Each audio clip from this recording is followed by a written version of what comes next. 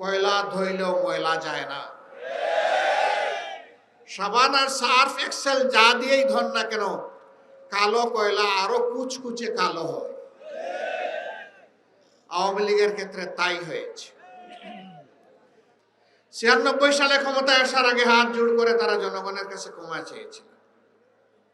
অতীতে আমাদের দল বাংলাদেশের জনগণের সাথে যে অন্যায় আচরণ করেছে, যে জুলুম করেছে, আমরা বিনা শর্তে মাপ চাই।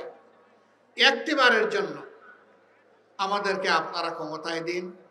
আমরা ভালো হয়ে গেছি, এখন দেশের জন্য ভালো কিছু করতে চাই। 3 দফায় বাংলাদেশের মসনদে তারা এসেছিলেন। 72-এর 10 জানুয়ারি,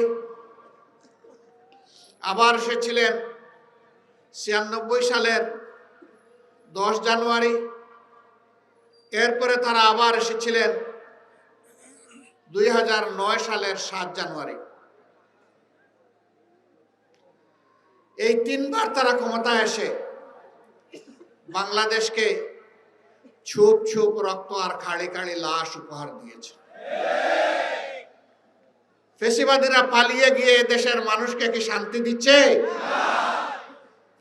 সর্বশেষ ঘটনা, আমাদের কলিজার টুকরা, আমাদের ভাই শরীফ ওসমান হাদির উপরে গত জুমার নামাজের পরে প্রকাশ্য দিবালোকে ঢাকার রাজপথে তারা গুলি করে তার জীবনটা শেষ করে দিতে চেয়েছে। সে এখন জীবন মৃত্যুর মাঝখানে আছে।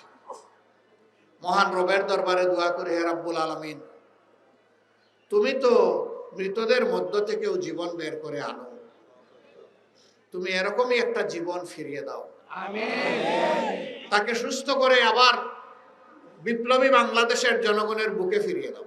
আমিন। সে যেন বিপ্লবের পতাকা আরো শক্ত হাতে মজবুত করে ধরতে পারে, এই তৌফিক তাকে দান। আমিন।